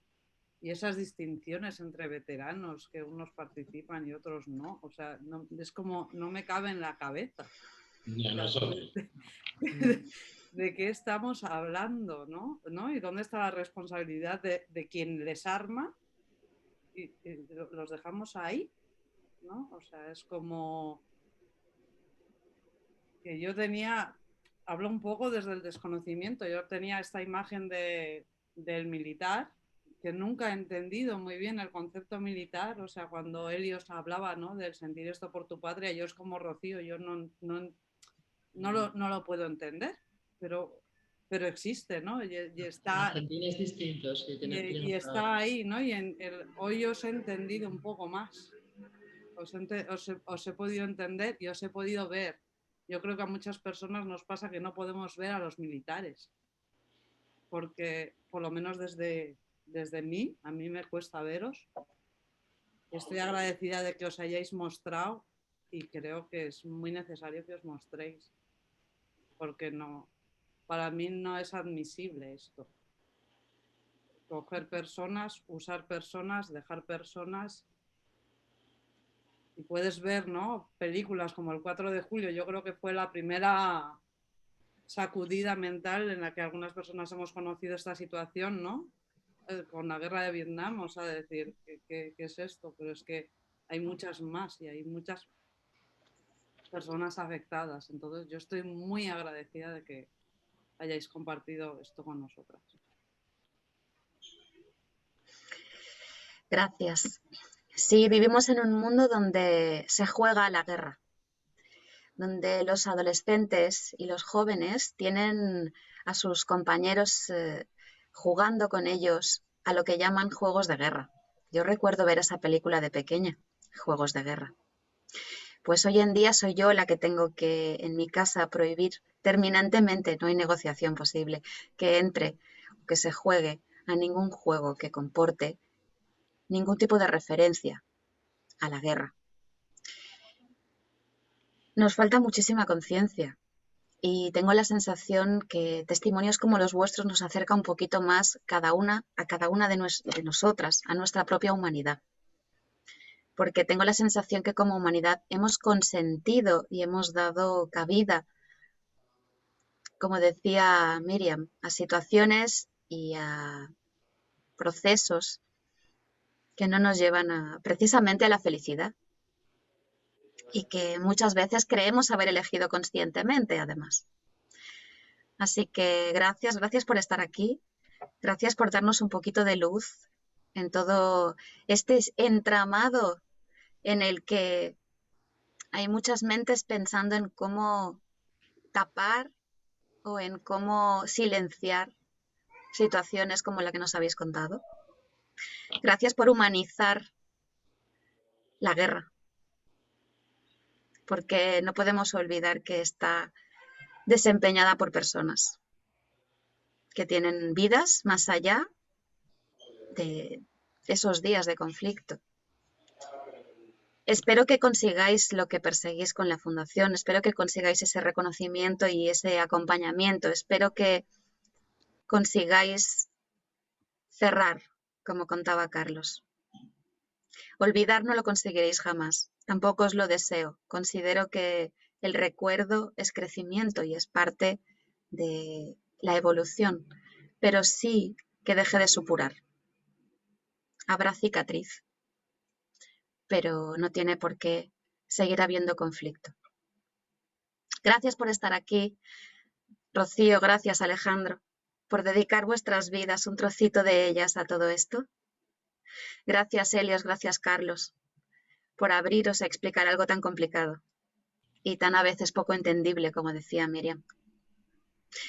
Gracias a todas las personas que nos habéis acompañado hoy aquí, a las que estáis al otro lado y a las que nos habéis podido ver. Recordad que nos podéis ayudar suscribiéndoos al canal, dando likes, escribiéndonos a hola@amorosament.org.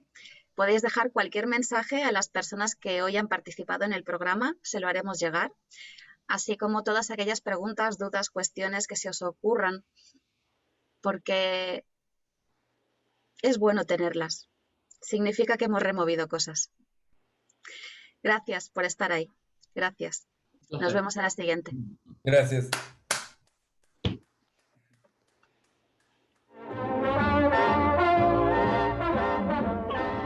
Ho sap la mamà. Ha plorat de contenta. Vol que portis el seu vestit de núvia. És de ranta blanca. Osgood, no puc portar el vestit de la teva mare.